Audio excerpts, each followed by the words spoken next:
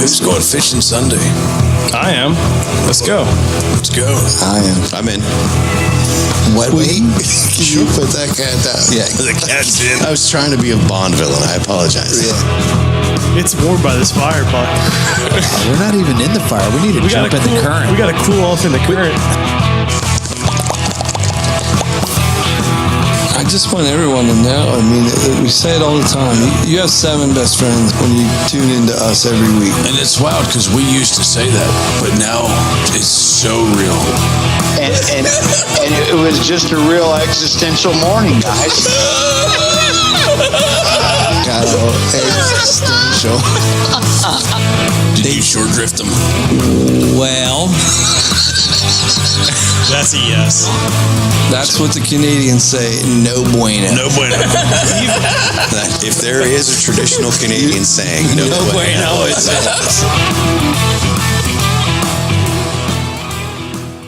And we are back. Welcome to the Rutten River Pursuit Podcast, your home for all things epic in the outdoors. Here we are, heading up the current. Who do I got with me tonight? I'm Kyle. I'm Steve. I'm Will. And I'm Ryan.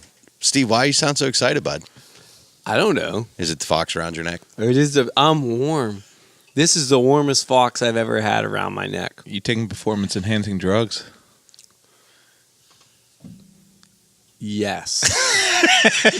That's a yes. I guess. I don't know. You're bragging about it pre-podcast. Oh, my cold medicine. Oh, yeah. Last week you all sounded miserable. I don't know. Did you? I did. I listened to Did you it. take note to that? Did anyone? I did. Yeah. Yeah. I cut a lot of weird noises out. Oh, thank you. But a lot of gargles. There was Thank some you. stuff I was afraid out some of that might have been the studio. That was all me. Bud. No. It was. He wasn't Thank feeling goodness. good. That No, was all me. Thank you for pushing through. Oh, yeah. Absolutely. Way to give 110%, Stevie. Yeah, I'm nothing if I'm not giving 100. Well, here's what I'll have to do. I will have to start doing a little more trapping. Mm-hmm. I'll talk with Mr. Andy Spittle. Yeah. He's the man. About doing some tanning with the traps, and I'll get you some fox pelts to have over at Studio B. Oh, it'd be nice That'd to be have awesome. So you stay nice and a warm. coat. I would so wear coat. His pod coat. He's got the slippers. Do we know a seamstress? Because I think we get the pelts from Spittle. We just need to find somebody us to money though. sew it up. We could trade him. We could buy a whack of beef jerky Yeah. and see if he would. A raft of beef jerky. Or we can get the rejects, the ones that guys cut a big hole in it when they're skinning it. Easy, Kyle. I don't want some like. If I'm gonna wear Some this, shoddy garment. yeah. If I'm gonna be wearing this, it's gonna be nothing but pure. Bargain basement Parkins. Come on, man. Yeah. It's gonna be like the episode of Seinfeld where Kramer has that. Where'd you get that fox pelt, Ollie's? I don't think so. Nothing but the best for our Stevie. Yeah. Nothing but the finest Arctic fox pelts. Subway subarctic. Yeah, I don't know if this isn't an Arctic. No, fox. that's a red This is a fox. red fox. Well, I wouldn't mind wearing an Arctic fox though. Maybe as a hat. Yeah. We'll reach out to some of our Skin northern chilies. listeners. Well, I don't know. We're kind of getting off topic here. A We little. never got on a topic. Oh, Fair enough. so what do you guys got going on? Oh, wait. Hold on a second. I got this guy sitting over here to my left who he got it done here recently, didn't he? I did. Yeah, that's a nice story. Tell me a little bit about that there, Mr. Parkins. Well, that was one of the more epic buck harvests I've had the opportunity to take. Yeah? That was a beautiful buck. Yeah, awesome 7-pointer. And as I'm sure most of Pennsylvania is aware, the opening day was horrendous weather-wise. Pretty typical. That was an opening day buck? Yes. That's cool. Yeah, there's a lot of rain and just nasty weather. And I think we were talking a little bit, Ryan, how I wasn't even sure if I was going to get out with the rain. Oh, that afternoon. Yeah, not moving out soon enough. But one of the properties I hunt, they have a lot of junk. To say that, What's a poppery? what's that? You said one of the popperies. Did I? You did. Oh, man. You'll hear it in the playback. Yeah, I can't. but If you want to repeat it, you can. But otherwise, One I of, might leave it in. one of the properties I hunt has a Popper. lot of junk on it, to say the least. You hunt in a junkyard? It could be considered that. Really? It's not a junkyard, but it has enough junk to function as a salvage yard. So Cool. then you could actually sit in like an old car. You don't need to take a ground blind. They're kind of built there for you. You could sit in an 88 I had Corolla. my pick of about 100 different ground blinds. Nice. So That does not sound terrible. it's not at all. Did the heat work in any of them? Nah, nah, he was not working in them. Wipers. That's interesting. It's literally just a place where people dump their No, the guy himself, he's just, like a collector. I don't even want to say, he's an opportunist. He's a pack rat. Yeah, he goes to auctions. Opportunists. That's what pack rat call themselves. He goes to auctions and finds deals in quotes, and How can I pass this up? yeah. So he's got Think all the money I saved. He's got everything from old tractors to a trailer or two. Yeah. An actual, like a wheeled loader. There's at least 10 old cars. So Any swimming pools? Hot tubs? Old refrigerators? I'm sure there's a couple old Husker refrigerators. Doos. Husker Doos. A couple Husker Notes. Does he have like a trailer, like a tractor trailer, like one of those like big? Like a 53-footer. Yeah. Like a No. cab over. No, but he does have a nice double wide down towards his house. Not what I was asking, but cool. Different kind of trailer. I'm just picking. So I ended up sitting in this old cupola that he had. The Francis Ford. Yes. No. He says yes. Francis Ford Cupola. Yeah, Frank Ford owned it. A cupola is an architectural feature that sits atop a building. What? Oh, okay. I'm familiar. Yeah, for better. The hunt. But that's the best way I could describe this thing. That's a terrible way to describe it. What's a cupola? Oh my! Google it. If you picture like a big, almost like a barn type roof, right? So it's almost like an A-frame. All then right. there's like the little piece that sticks up that has windows on. It has like a 360 clock degrees. or a bell in it. It would have the weather vane. The weather on top. vane. Yeah. That's a cupola. Cupola. Cupola. Yeah. Cupola. While we're on the topic, Yeah. Steve, do you know why they call it a chicken coop? Not a clue. Because if it had 4 doors, it would be a chicken.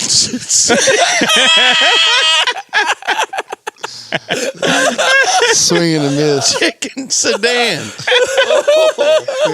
I read your lips. It'd been much better if I would have got that out before Probably. Sorry. We might have laughed a little bit harder. Totally. I was expecting something cupola related. No. But no, you just. I digress. You are the king of One-liners. cheesy jokes. Yeah, dad jokes. That was not. Dad jokes. Yeah. Chicken sedan. Don't let them sell your jokes short, Ryan. That was a classic comedic Thanks, bud. one-liner. So you're in a cupola. I'm in a cupola. The rain had just settled down, probably around 3:30. It just kind of tapered off, and literally maybe 15, 20 minutes after that rain stopped, the deer started moving. So I had a doe come in to my right, and the way I was situated, I was pretty much only had an easy shot out in front. Okay. That I wouldn't have to move a whole lot and get busted. The cupola doesn't have windows on either No, side. the cupola did have windows. That's why I had to be It was pretty much 360 degrees of windows, so I had to be careful. Are you off the ground at all? Yeah, I was off the ground maybe 3 feet. It was actually sitting on an old like agricultural trailer. I thought you were in a cupola on top of a building. I'm in a cupola on top of a trailer. All right. They're mobile. Mobile cupola. Checkmate. All right, enough about this property because it's getting like a Alice in Wonderland. Approximately how many acres was this property? It's about 40 acres. So this doe comes in around 4 o'clock, right on a string, comes super close to the cupola, but ends up on my backside, downwind of me. Yeah. Gotcha. Doesn't see me, but catches my wind, and she busts off. Yeah. That'll happen. So I was like, oh, crap. Thought that ruined my hunt. And then here, about 20 minutes before dark, the rest of the deer start piling in. So like an hour later. Did you? Yeah. Have you been on this property before? Because I never heard about it, first of all. Yes. Yeah, we do a lot of archery hunting there, but the owner's very particular in who he lets Park in particular. park in particular. Well, it helps if your last name is Parkins. Makes sense. But yeah, he's No, I just never heard you talk about it. And but did you expect this amount of deer to go through this property? No, it's very hit or miss because he doesn't really farm any of his fields or anything. So How could he? So there's nothing really drawing them into his property. The deer start coming in about 20 minutes before last shooting light. All these doe are doing the same thing that the one before it did. They were coming straight towards me and coming way too close for me to even try and maneuver to get a shot. Gotcha. Here, 5 minutes before shooting light now, I have doe plastered in front of me. I have about 6 doe and a 4-point right out in front. I was able to maneuver my gun to at least get it set because I was planning on shooting one of the doe. Mm-hmm. And right as I was getting ready to raise my gun, this buck comes out about 80 yards straight out in front of me. Yeah. So I'm like, holy buckets. So how do you take him without spooking the 6 doe? Well, that was my worry. That's the tricky part. So, oh man. Luckily, the way that I was sitting was I had about 4 feet of cover from like the plywood that was there before the window started. So most of my movement was kind of concealed by the plywood. Yeah.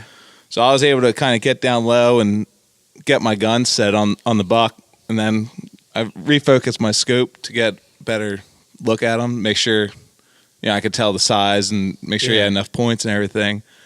And as soon as I saw he was a shooter, I was like, It's on. It's on. You rest the gun like on the window of the cupola? Yeah. Okay. Well, I had my hand under the gun and then, had it setting on the receiver on the actual cupola.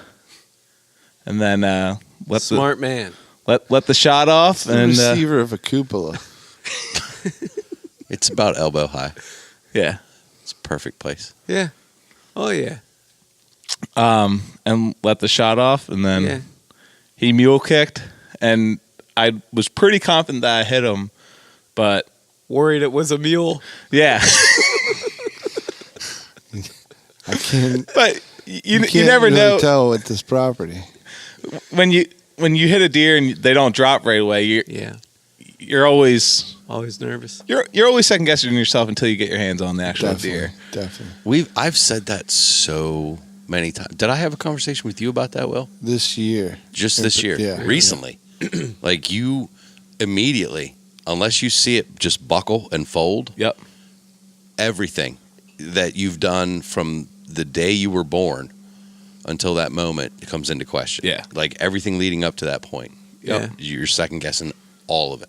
Yeah. Well, it still amazes me. I know you guys, we talk about, yardages or excuse me, we talk about distances a lot, and 80 yards is still, that's a long, it's a long ways. Yeah. Though it's not uncommon to make that shot, but that's a long ways to hit a pie plate. Yeah, that's my furthest shot that I've taken to date. Because most of the areas I hunt, it's just I don't even have that far of a shot given to me. Yeah. Yeah, Will might argue that it's lack of shooting lanes, but that's another topic might for another argue. day. I'm raising my hand so I can start to argue the fact that these shooting lanes are less than optimal. You need to hunt this junkyard then.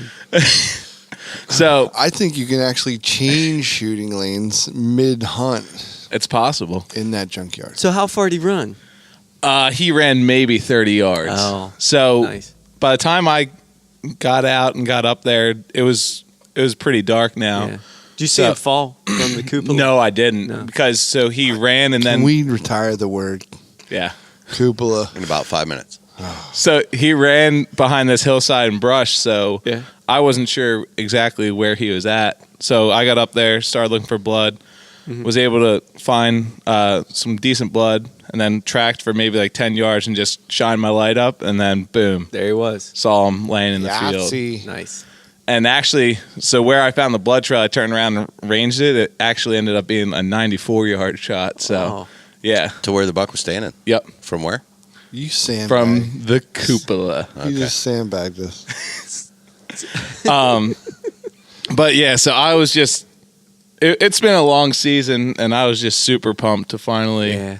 Congratulations. close the Good deal one. on a buck. Good one. Congrats. Thanks, man. So, So that's your buck for this year. That's for your my buck. Pennsylvania buck. PA, you only get one. Yeah. How about doe? How many doe can you still take? You can still shoot a raft of them. You got Yeah, I got I enough. heard. I got enough tags to feed a couple families. so all six. You could have taken all 6 of those doe that were in front of you, and you'd have been. I could have tried. You could have tried. Well, that's the crazy thing. Well, we'll say that for another. You weren't using your slug gun, were you? No, I was. You were using. So you Yep. had 94-yard shot with your slug gun. Yep. Wow. Yeah. Wow. Yeah. Furthest shot I've ever taken, period, with a gun. Wow. They're Cool. they're efficient weapons. That's what I'm They will learning. definitely get Absolutely. the job done. That's what I'm learning. Well, you got out with your slug gun this week, right? Yeah, I got out with Catfish. Talk about the cupola you guys were. Yeah, I heard you were in quite the cupola. I can't say that word. It's not a hard one. We Say it with me. Cupola. Or you could say it like cup and then ola. Cupola. I'm done.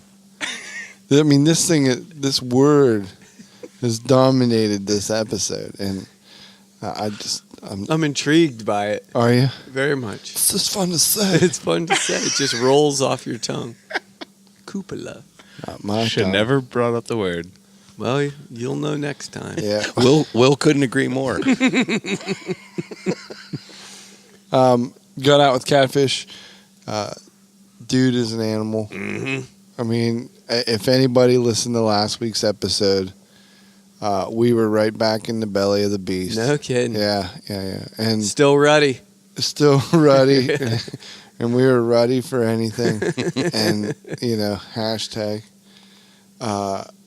Dude, I keep saying this over and over again. You get a couple in the freezer, you don't push as hard. Yeah. That is absolutely not the case with Catfish. Like, he doesn't. He only has one speed. I was gonna say he doesn't have a dial. He has a switch. Yeah. It's on at 100% or it's off. Yeah. It's deer season. Right. You know what I mean? He's balls to the wall. I feel like he actually gets more intense as the season. The harder Yeah, it gets. Not, if it's easy, then he's just like, oh, well. Yeah. So what? But it's harder. I don't know. He goes to dark places. So, Yeah. He pushes like crazy. like a pregnant chick.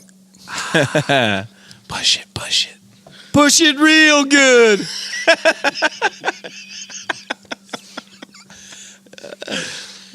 Yo, Stevie Pop. Dude's a beast. He had a whole plan. Yeah. He had a whole plan laid out, and his whole mission was to get me a deer. Mm-hmm. And he knows the properties, and stuff doesn't always work out, but just being out, it was awesome. So, I mean, he jumped a couple deer, but nothing rode home with us. Anytime you're in that situation though, where, like, I've been rifle hunting a few times this season, and every time you go out and you sit, it's like, oh, every little twig that pops or every little sound you hear, it's like, okay, here's where my hunt changes. You know, it's been boring, or I've been waiting, or come on. But when you're in a situation where there's a drive happening, there's a whole different level of anticipation. Yeah. Oh, for sure. Yeah. And as soon as you can hear a little bit of the drive coming, if they're making noise, or sometimes they, groups will put on quiet drives, where they just sort of sneak through. But that anticipation of being one of the standers, and it's like any second now, it's gonna bust loose. You're at a whole different level. Yep. It's cool stuff. Oh, for sure. Yeah, I didn't drive one time. He wanted to push, so that was cool. Getting to. We don't often get the season together. Yeah. He's with his father. He's at Lacey. It's very rare that he and I hunt guns together. So it was nice to get out with him. Yeah. Looked like you guys had a blast, though. Mm-hmm. It was a little chilly that morning. I would say, I'm comfortable. I got the clothes that can handle it, but it was brisk. Yeah. Man, it was, if you weren't prepared, I think you would have suffered. I was out that afternoon, and I don't care what anybody says, it's colder to hunt in the mornings. Yeah. Than it is in the afternoons. And sun hasn't come out to, hasn't. The nice thing about a morning hunt is you get to kind of work up a little bit of a sweat, or at least build up your body temperature getting into the stand. But it seems like you lose it quicker. And it's always coldest right before the sun comes up. There's just something that happens. But every step was crunchy. Yeah. It was like, you could hear everything. Mm-hmm.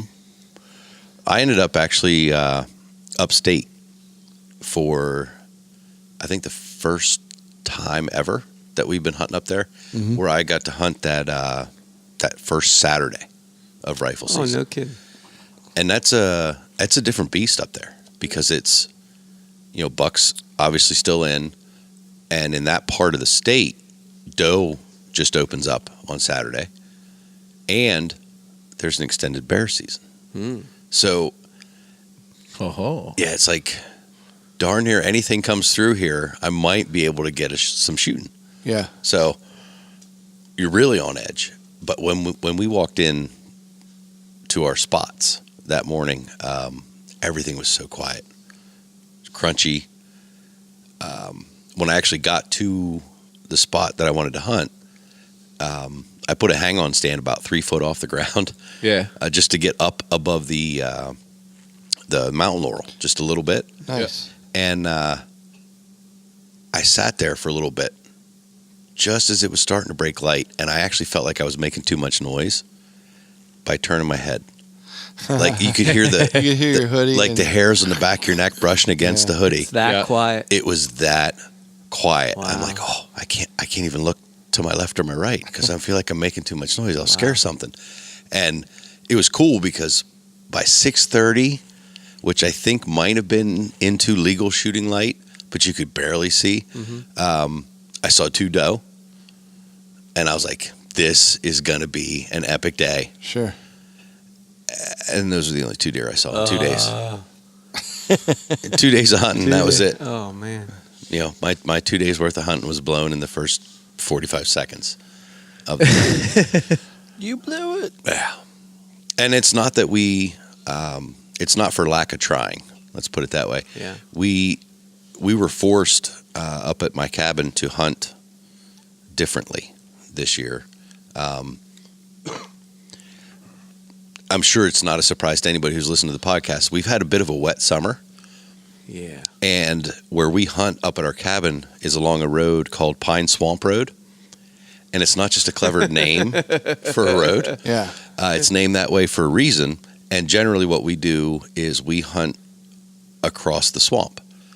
So we have to walk across it This is the same to get to the swamp spots that we you- normally hunt. You were tracking a deer through 2 weeks ago or something like we that. we Or, I'm cut sorry, a some bear. we cut some bear tracks. Yeah. And I fell in the swamp on that trip. Yeah. Bless your heart. But that was when I decided, our normal spots in rifle season for deer, they just aren't huntable. Because while I could do it and sort of force my son to watch me fall, the rest of the group that was up, my dad, my uncles, some cousins, they just weren't making it through. Yeah. So we had to pick out new spots. And for the first time in the history of our camp, we actually had 2 buck down. Cool. In the same day, which is unheard of Nice. for our That's group. cool. That's sweet. But between my brother and my nephew, we had 2 buck down, during camp, and I think it says something for me as a guide. Yeah. I'm a much better guide than I am a hunter. That's the lesson I learned. Oh, I couldn't put anything down myself, but darn it, I can hang a stand and put people in the right spot. Yeah. good on you. I always seem to take the last spot, though. I give all the good spots out first. Yeah. I'm going to change that up next year, That makes you a good guide. I think. Yeah. And it's funny how you said, Ryan, about like being on edge, when you're gun hunting. Like it's you do as much archery hunting as some of us do. It's like when you get out there with a gun, it's like, oh baby. It's like It's like, oh no. I'm not limited to just this little circle now. It's like I can go out 100, 200 yards. It's pretty much as far as you can see is that's your lethal range now. It steps it up a notch, that level of intensity that you have for paying attention. Yeah, absolutely. Yeah, because you're not just waiting to hear something come in. You're looking far out. How keeping much your do head on a you swivel. think you're missing? Since you can that range is so much bigger than it is when you're archery hunting. I mean, do you feel like there's a lot more out there that you're not seeing that you could be? Really? Absolutely, hands down, I guarantee it. And especially in PA. The reason I say that, in 2 days of hunting, I saw those 2 doe. Yeah. In the first 30 seconds of daylight. If I hadn't been standing up facing in that direction, I never would have saw them. Yeah. Which means while I'm watching those 2, how many passed behind me on the other side? 3. And then as I one of the things I pride myself on is with my archery setups that I have in like the mid-state or south central part of the state, I tend to put myself against some sort of edge or thicket or backdrop where I don't have 360-degree shooting lanes. Right. There's something that's going to, some natural funnel or feature that's going to force the deer into this direction or that direction. So I don't have that constant spinning to watch. Right. In rifle season, that's not the case because like Kyle just said, you aren't limited to just 30 yards radius. Now you have, I'm shooting a 7mm this year. I have a 300-yard radius. Wow. So if I can see it, I can It's fair probably game. put it down. Yeah. So it changes things. And if you aren't looking in that direction, that deer can be there and gone Yeah. in, under 15 seconds. Yeah. Oh, yeah. Yeah. Well, Well, what, bud? You all right, Stevie? You look like you're shaking or something. I think it's time. Oh, yeah? Can you hear that? It's a shaking. Man, you hear that? It's a shaking. What's the shaking? The Better the Hunt topic hat. Go to betterthehunt.com. What's going on over there? What's Randy got cooking for Randy's got some things chilling right now because I believe Randy's out doing some archery hunting. I saw some videos from his stand actually just this morning. Looks a little cold. Looks a lot of cold. Yeah. Good thing he's got those bow mitts. It's funny. So if someone wanted to buy said bow mitt Right. for themselves or perhaps a friend for Christmas, Well, and they were hoping to get 20% off. they should go over to betterthehunt.com. Right. Check out all the bow mitts Randy's got going on over there and use the promo code RUTRIVER20 20. to get 20% off the entire order. The whole whack of bow mitts you're going to order. Venti. 20% off. I would feel bad like that. I feel bad. Like 20% it's a chunk of cheese there. You shouldn't feel bad, though. I've talked to Randy a few times. All right. He's good with it? Yeah. Okay. Well, thanks, Randy. And thanks, Ryan, for working out that deal with Yeah, that was, man, you really came through for us. Yep. But thank you very much. Very much. No problem. All right. The Better the Hunt topic hat tonight is, you're not going to believe this. What? No way. I didn't even read it yet. You're already questioning it. Naysaying. No, yeah. you said I'm not going to believe it. You're not going to believe this. Tonight's Better the Hunt topic hat topic is rifle season hunting tactics. You're right. I don't believe it. That's the magic of the topic hat. I swear you work some strange voodoo with that topic hat. Voodoo that you do. It changes every week with people sending stuff in. Oh, yeah, every week. Every week. It is only fair that a rifle topic came up being this close to the season. We're in the midst of it. Yeah, hot and heavy. A couple days left. So what do you do different rifle hunting? What's different in the woods rifle hunting than it was, a month ago when we were archery hunting? The one thing that Ryan and I touched on already is your range. Your lethal range is out so much further that, sometimes you don't want to be hunting that thick, nasty stuff that you're hunting in archery season because you want to have that better vantage point or that better view where you can see out 100, 200, 300 yards. Mm-hmm.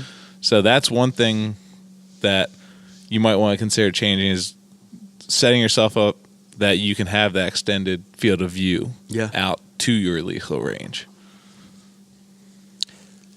And I'm going to piggyback on that. Just jump on it. So jump on it. Something I know that we've brought up before, I think it was probably about this time last year, we talked about whatever tactics you use during archery season and as things transition into later archery where the rut kicks in, kind of like all bets go out the window when it comes to rifle. Yeah. That Orange Army hits the woods and you don't know what's going to happen. Literally, a deer could come around the corner at any second. Mm-hmm. So your tactics do definitely have to change. I'm sure based on the topic hat topic itself, one of the things that we would it would behoove us to touch on would be deer drives. Yeah. Right. We talked about them earlier. It's a huge tactic to use in rifle season. It's part of Pennsylvania's hunting tradition. Is Very the deer successful. drive, and it is very successful. But I have seen it backfire. I've seen deer learn what happens. They do with these drives. Well, how's the drive work? Basically, what you're doing is you're taking either a patch of timber or a piece of timber, and you could do it actually through cornfields and stuff. Whatever. You're taking a piece of land, and you're going to put standers or people on post at one end, and then you'll take your drivers at the other end, and the drivers will literally walk toward the standers and try to push the deer there. It's usually a fur piece too. I mean, most of them, the ones that we do, take 30 minutes, 40 minutes, an hour sometimes. How close how close are the drivers together? It depends on the terrain. On your property. It could be a small patch of just trees in the middle of a field. I've been in some drives where I could see, like, you wouldn't want to separate any further than your visible distance to the other driver. Yeah. And where we hunt upstate, the big woods of north central Pennsylvania, I know those drivers, in some cases, they use air horns and bugles. Oh, wow. To just try to help themselves stay in line. Really? We use a spent cartridge. Mm-hmm. Just a whistle. All it is a whistle. Yeah. When I grew up hunting at my grandfather's or my grandmother's house in and around that area in coal country, Pennsylvania, I have a special orange whistle. Yeah. That I kept on a lanyard. and we just use that to help us stay in line. So you're obviously not worried about being quiet. Like this is make noise, get the deer moving. As best you can. It depends on the drive. There's different type of tactics, drive. Yeah. Yeah, there's But different strategies. There's your traditional drive where your drivers aren't concerned at all with, This would be with being quiet. like a drive that Phil and I would participate in. You guys just go ahead. And you could chit chat and you could double cadence your whole way through, but knock yourself out. But it is in some circumstances almost more effective to do what they call like a silent drive or a quiet drive. And I've got 3 kids. I haven't had a quiet drive in years. in some cases, those are almost more effective because now your drivers have almost as much opportunity as the standers. So here you've got people that are moving forward, trying to push the deer towards your posted people, the people who are standers. They're trying to push the deer there, but they're walking nice and quiet, nice and slow, and a lot of times those will be coordinated with the wind in the favor of the stander. So there's a lot of things that can go into it. The one thing about the silent one, the silent drive, is a lot of times you're going to push deer just based on walking through, and you're going to have the deer are just they're gonna wind you. They're gonna be here. They're gonna hear the sound, and you're gonna push them, but they're not gonna be like full bore, balls to the wall. Again, to use that phrase, they'll get up and try to sneak away. Yeah, they're just gonna walk out. They're gonna, like you said, they learn a lot, and especially if you're doing the same things from year to year. I saw a deer hunker down, let a driver walk past them. Like I was the low guy looking up at the high guy. I saw 3 deer hunker down. He walks past them, and then they turn and walk the opposite direction of where he's walking. Oh, wow. Yeah. Just walking. They don't run. They don't do anything. There was no way that I could shoot up towards him, nor would I ever want to. Yeah. And they were far enough away, too, on the side of a mountain, that it was just not a possible shot either. But to watch the deer respond to drop, like I never... Yeah. If I wouldn't have seen it with my eyes, I would never... Like we were... I could see him, and I could see the deer. And that was the crazy part, is watching them kind of just... So they learn. I mean, an old deer is what, 4 or 5 years old. 5, 6, 7. Yeah. 8. So it's not. They're not that. They're not. It's not like they experience a drive every day. So, a couple weeks a year they're seeing this drive activity, but they're remembering it. I think for that many years. Or maybe it's being passed. You think so? I think that, especially an old doe, can pass some of that info on. That's I'm spitballing, but I think you're probably right. You're probably right. I didn't think of that. It's similar to like how, a lot of deer in PA know to like look up in the trees. I don't know if it's inherited or learned, but they know what the threats are out there and how to react to them. I wonder how a deer says to their fawns, like, make sure you look up in the trees for a hunter. Yeah, I was going to try to do a loose translation, but I don't think I will. Matt. Usually the young deer don't have a clue. Yeah. And how many times I had 2 spikes this year. One basically all but ate the leaves off the ground blind that we put out. Licking the tip of your arrow. Right. And then just last week I had that one, walk right by me. Yeah. There's a reason why stare at me. The average age of the deer killed in Pennsylvania is, even with the antler restrictions, still 2.5 years. Right. They learn, unfortunately, most of them learn the hard way. And the ones that become 6.5 and 7.5-year-old buck that are like these unheard of giants of the forest. Yeah. They learned the hard way, but got lucky. And they dodged a bullet in some cases literally. And then they're like, okay, I'm not going to do that again. And it's anecdotal in nature, but to Will's point, it's like they learn these things. There was right near my grandmother's house where I grew up hunting, putting on these drives all the time. There was a little triangular patch of woods that we always used to push right before lunch on opening day. And we did it the same time and the same way every year.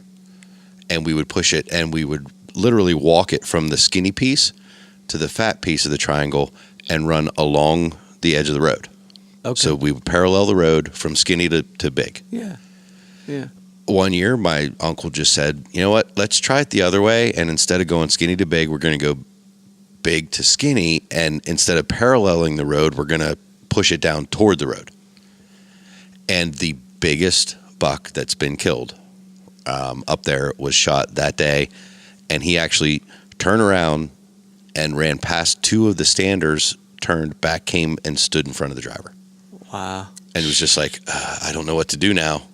I guess please just shoot me. Yeah. Because I'm so confused. Sure. I don't know what's going on. Like and there's nothing to say that just wasn't happenstance, and maybe we would have killed him if we would have pushed it out the way we usually do. But this little patch of woods that we always pushed the same way, that to the best of my recollection never produced a deer.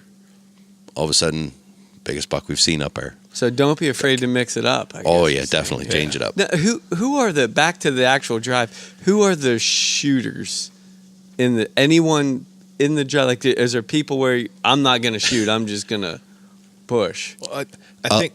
Good. I was just going to say, a lot of the times with my family, the people who were the standers, the shooters, it was the people who we knew would probably get lost if they were a driver. There's a lot of factors. There really is. Yeah, that's one of them for sure. Another one is just, have you tagged out yet? People that have gotten a deer usually drive. They're just, if they have any weight or worth their weight, they're going to step up and be what you need to be for your group. Age is another factor. Age is a factor for sure.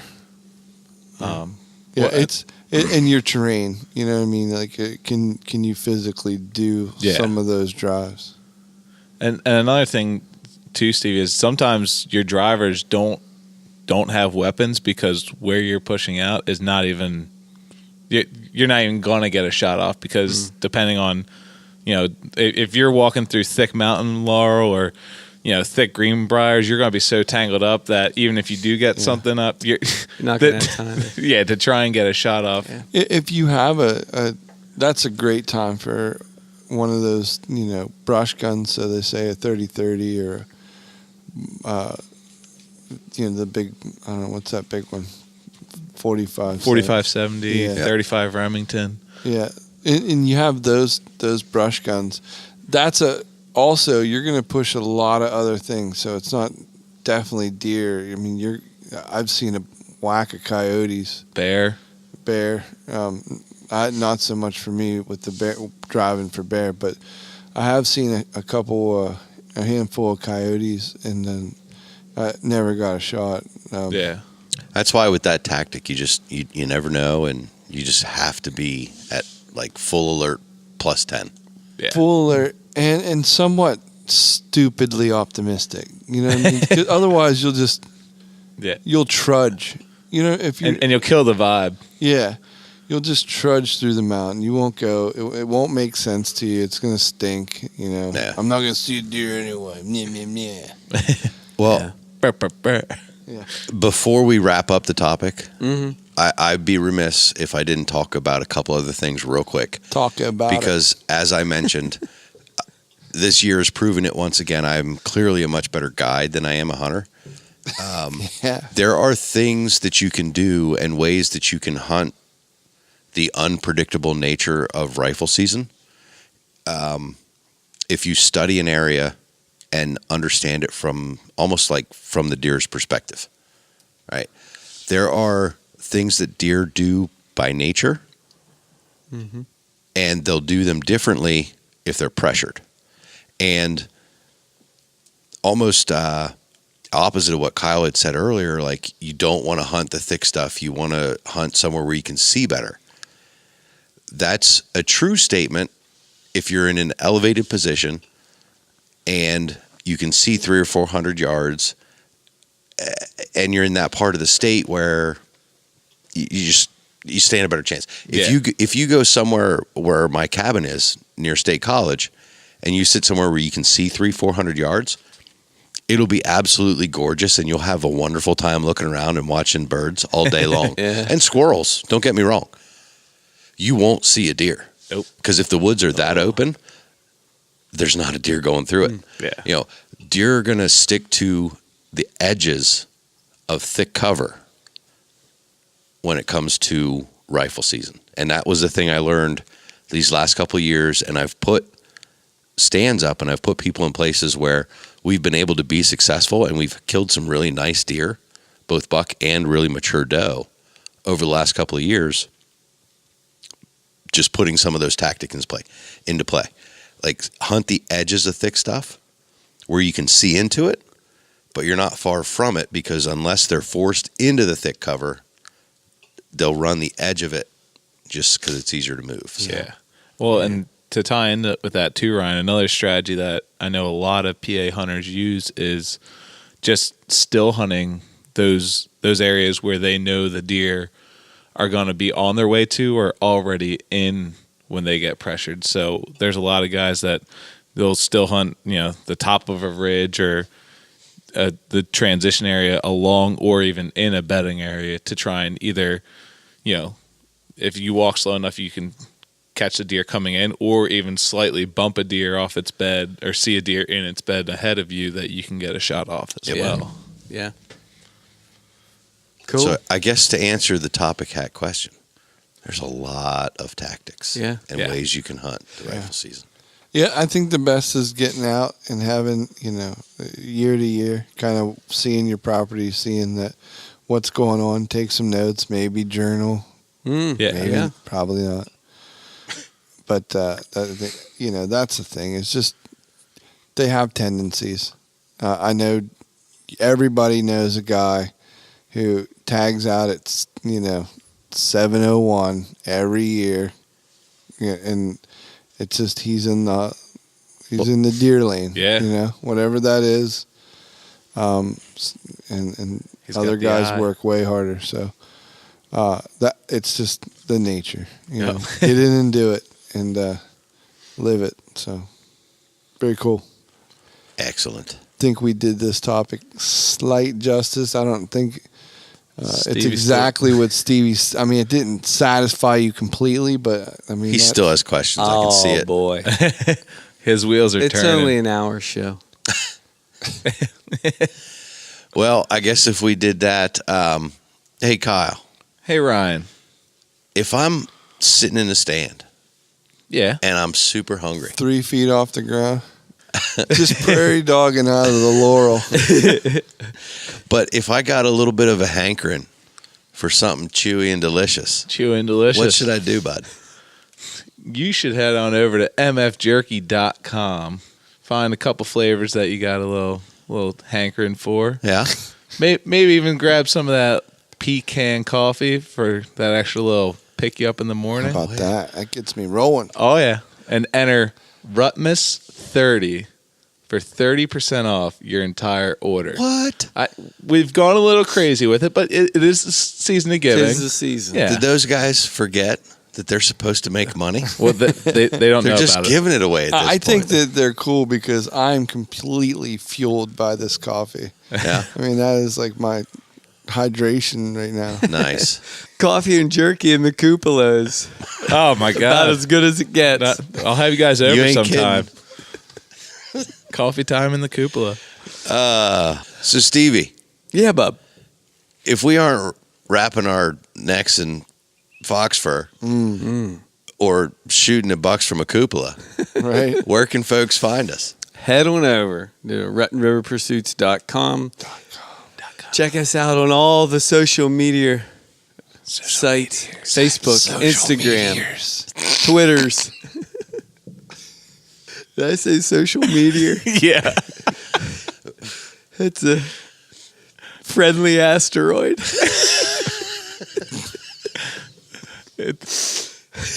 Check us out on our incoming social medias. Let me start over. Okay. No way. go I'm ahead. keeping that. Head on over to RuttenRiverPursuits.com. Look us up on all the social media outlets, Facebook, Twitter, Instagram, Rutten River Pursuits, and check out our YouTube page, Rutten River Pursuits Podcast. Don't forget to use coupon code RUTMUS30 on mfjerky.com for 30% off. 30%. Get them. I think that's a wrap. You got it, bud. Good luck, guys. Next, this is it. Couple more days, Yeah, a right? couple Few more days more left hours. in Few more rifle days. season. All right. Coming down to the wire. All right. Well, If good you're luck. out there, get them. Get Get you 'em. some. Later. See it. Bring them with us. Well, Stevie, Yes, sir. if we aren't chasing sea ducks or Whitetails. want me to redo that? Yes, please. 'Cause that's next week. Well, we aren't. We are perched in a cupola. Hold on now. Don't Sea steal duck- my thunder. Sea duck hunting from a cupola. How could they get 20% off? Well, if they head over to betterthehunt.com, check out all those bow mitts they've got and use the promo code RUTRIVER15. That will get you nothing. That won't get you 15%. It won't get you anything. That will get you a coupon code does not exist error. Tell me a little bit about that there, Mr. Parkins. Well, that was. Take your time. Don't rush it, bud. Yeah. That was Repeat one- yourself a couple times.